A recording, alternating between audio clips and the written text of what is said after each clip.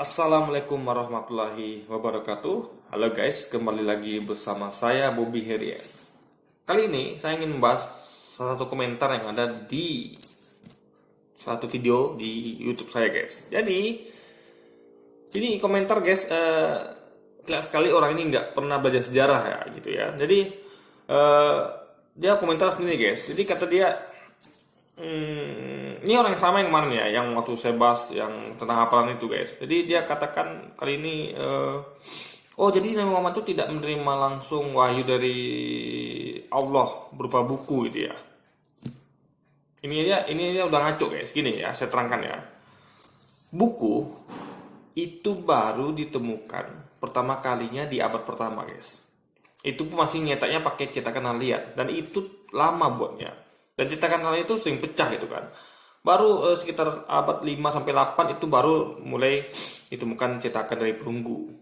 Ya kan? Itu pun masih mencetaknya di kayu guys gitu kan. Belum berupa kertas di sekarang ini. Nah, itu baru ditemukan di pertama kali di Cina, ya kan?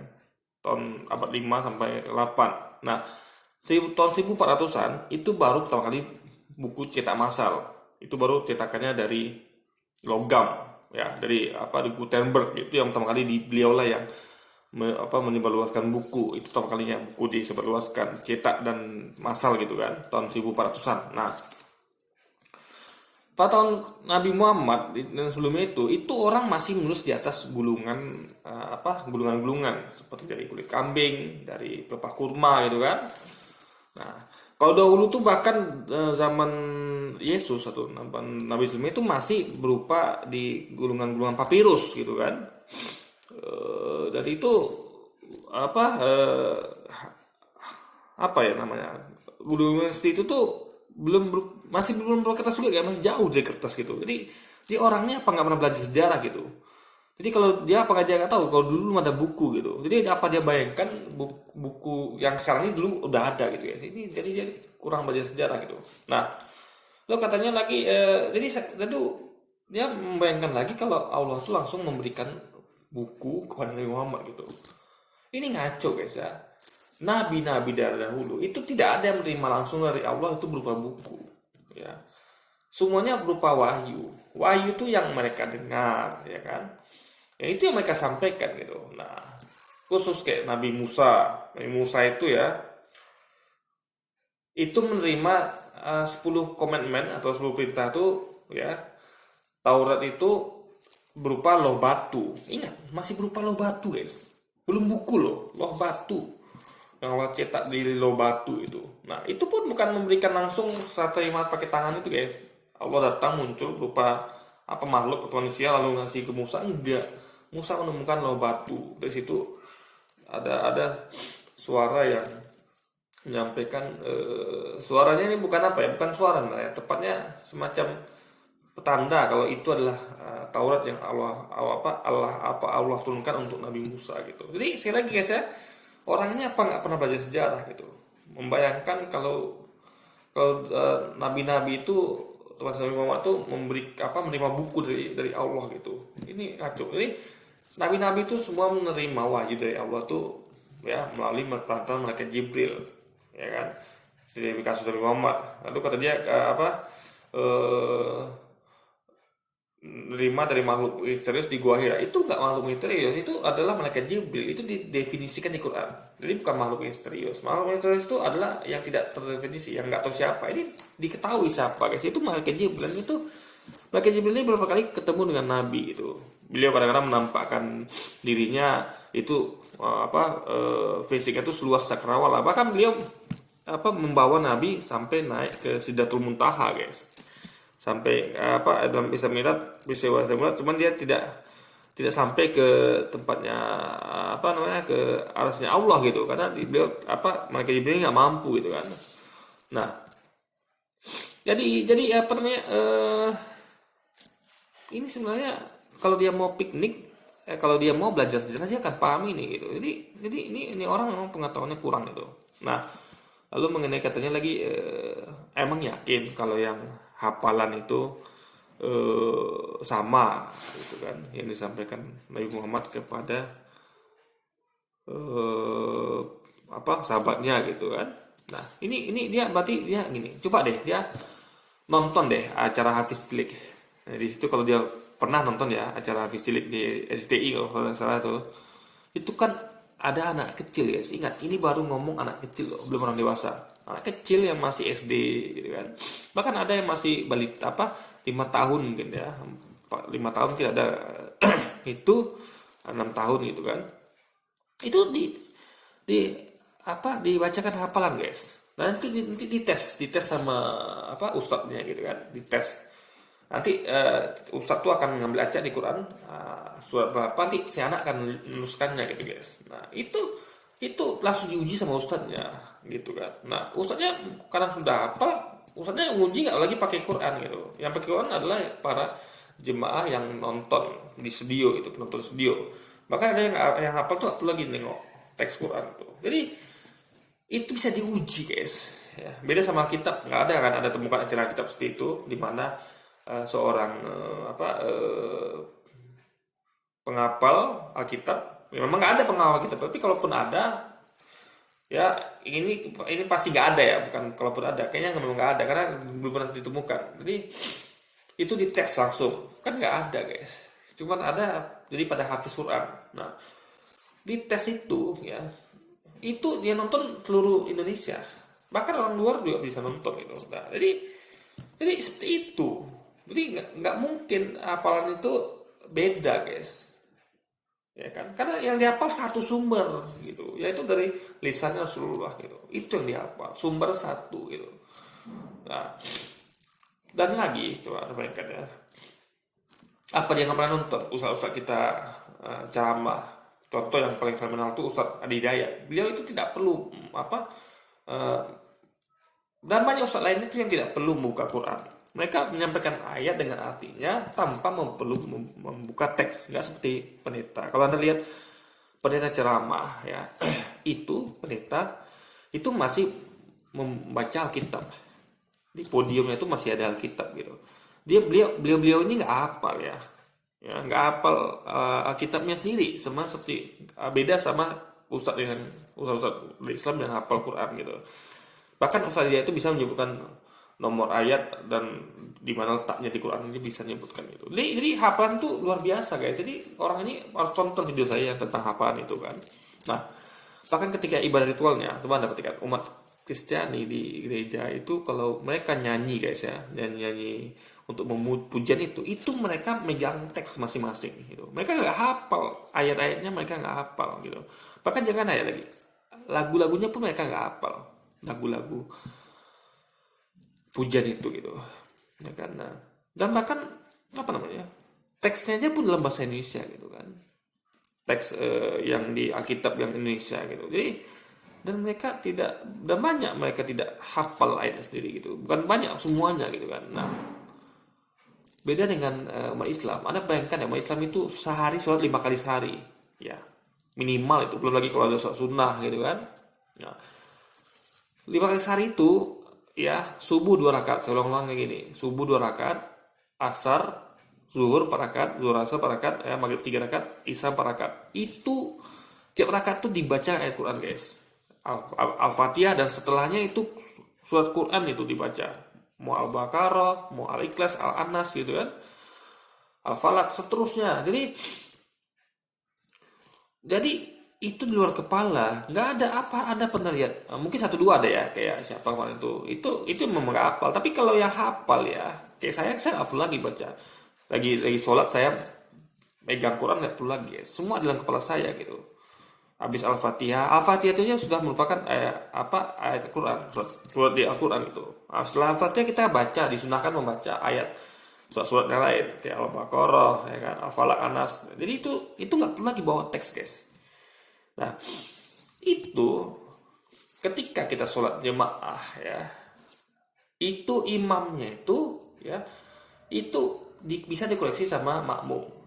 Imam itu kan di beberapa sholat tuh kan, kayak sholat Isya ya, pertama kedua itu kan bacaan dikeraskan ya kan? Nah, itu jemaah di belakang bisa mengoreksi, misalnya terdapat baca salah pada ayatnya, ya kan? Itu cuma maka bisa mengoreksi, ya, laki-laki dengan mengucapkan subhanallah gitu, wanita dengan menepuk tangannya gini guys, untuk memberitahu kalau itu salah. Nah itu 3 kali imam salah, itu imam harus mundur, wajib mundur, diganti oleh makmum jadi imam gitu.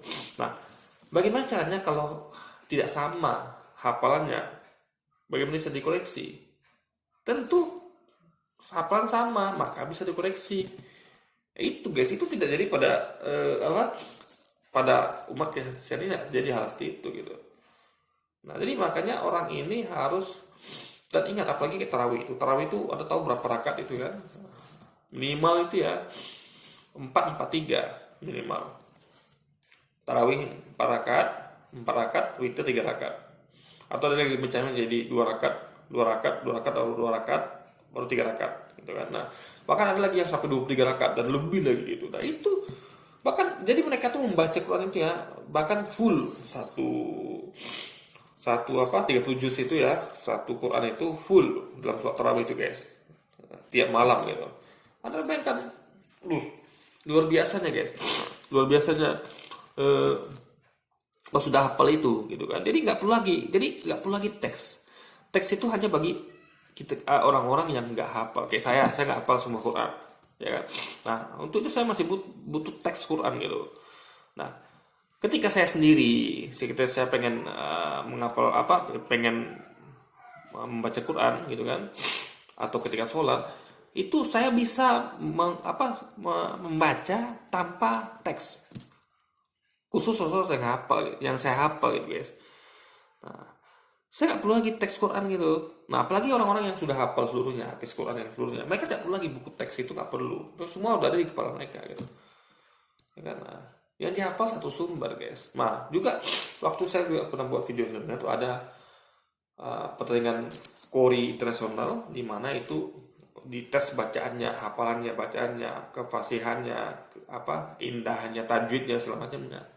Itu yang menguji adalah penguji dari negara Arab misalnya, atau dari negara Qatar atau negara mana gitu. Nah yang diuji itu dari seluruh negara guys, negara Muslim gitu. Itu kalau nggak sama bacaannya, hafalannya, itu bagaimana bisa diuji coba?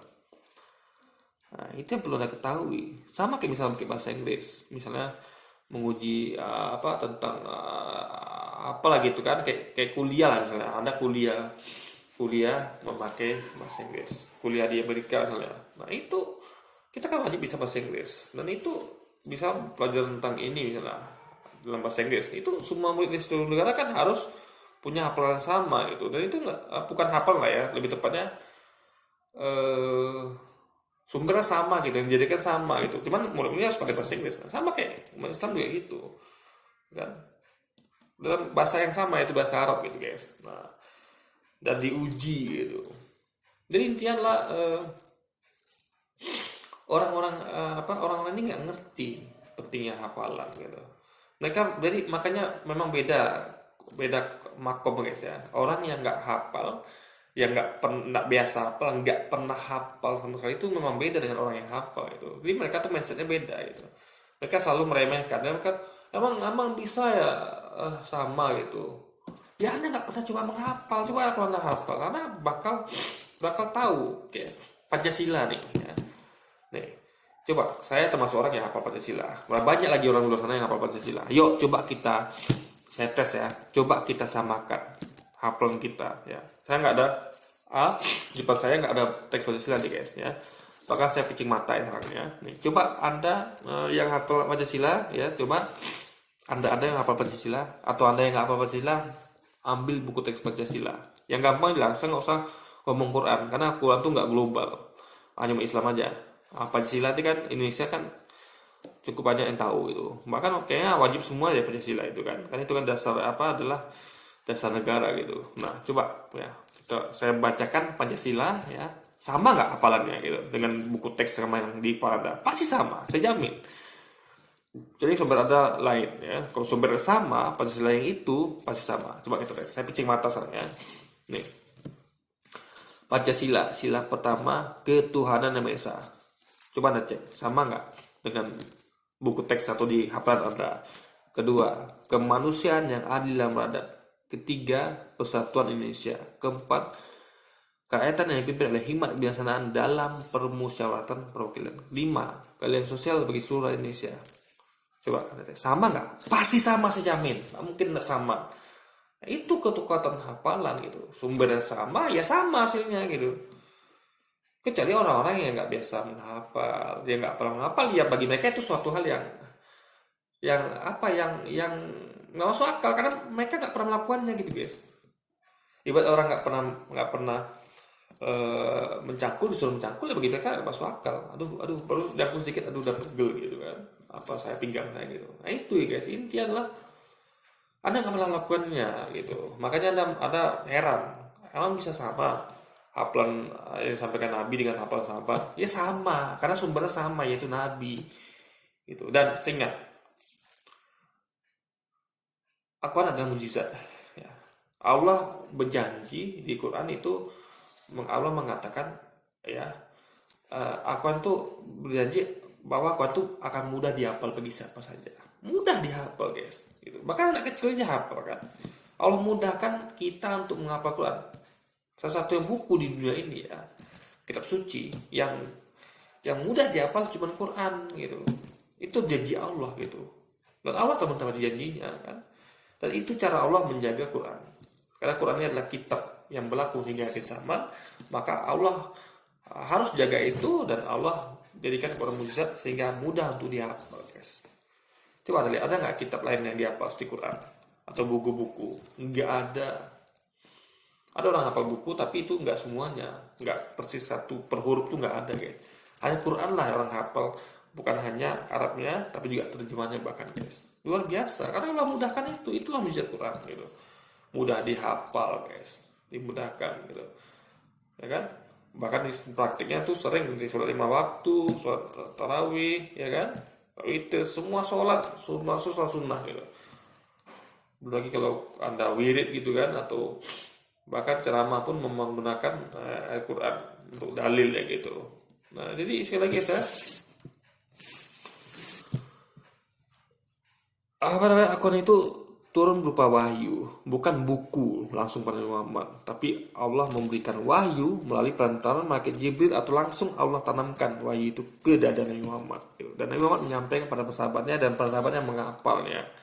Nah, sebagian sahabat ada yang menuliskan di atas gulungan kayak di lembaran kulit kambing misalnya, ke pelepah kurma untuk jaga-jaga gitu, ya kan. Nah, dan ketika itu pengumpulan mushaf boleh. Jadi ide membukukan Quran dalam arti bukan buku sekarang ya, tapi berupa teks gitu kan, berupa lembaran yang disatukan itu dimulai pada zaman Utsman. Karena Utsman pikir ya, Nabi Muhammad kan udah nggak ada nih, ya kan. Nah, dia takut nanti karena ada perang gitu kan, dia takut nanti para penghafal Quran ini udah gak ada lagi gitu, karena banyak yang tentu meninggal dalam perang gitu kan. Nah, makanya Utsman ini berinisiatif untuk membukukan, membuat teksnya.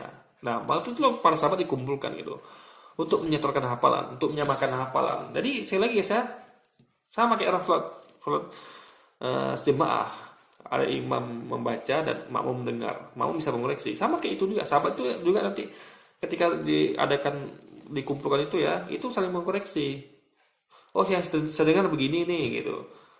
Nah, jadi semua sama, cuman ada mungkin karena dialek agak beda sedikit. Misalnya kayak orang bule ngomong Indonesia itu kan agak aneh gitu. Coba Anda dengar deh, orang bule dari Jepang atau dari Amerika pasti beda ketika mereka ngomong bahasa Indonesia, agak aneh gitu guys. Nah, itu logat itu hal biasa. Di Arab juga ada logat-logat seperti itu gitu. Tapi intinya sama bacanya guys. Sama kayak kita juga di Indonesia baca Quran dengan orang Arab tuh ada sedikit logat berbeda gitu. Tapi intinya sama. Saya baca Auzubillahiminasyaitonirrajim ya, Bismillahirrahmanirrahim. Orang Arab juga seperti itu bacanya, cuma paling sedikit beda logat aja gitu. Nah, itu yang perlu Anda ketahui kan. Logat itu semacam apa ya? Kayak orang Betawi, kayak orang Madura itu kan beda-beda logatnya, orang Minang gitu kan. Tapi kalau mereka ngomong Indonesia sama gitu, cuman gayanya aja beda gitu guys, logatnya gitu. Nah, itu yang perlu Anda pahami. Oke? Jadi untuk Anda yang nggak paham ya, Anda harus belajar sejarah dan belajar kekuatan pentingnya kekuatan hafalan gitu, agar Anda paham gitu kan. Jadi nggak sama seperti umat Kristiani yang tidak pernah menghafal kitabnya. Umat Islam itu hafal kitabnya, bahkan anak kecil pun udah hafal guys. Dan itu ada jutaan orang penghafal Quran di seluruh dunia dari zaman dahulu sampai sekarang. Oke. Jadi sekian dulu video saya kali ini. Sampai jumpa lagi di video-video selanjutnya. Wassalamualaikum warahmatullahi wabarakatuh.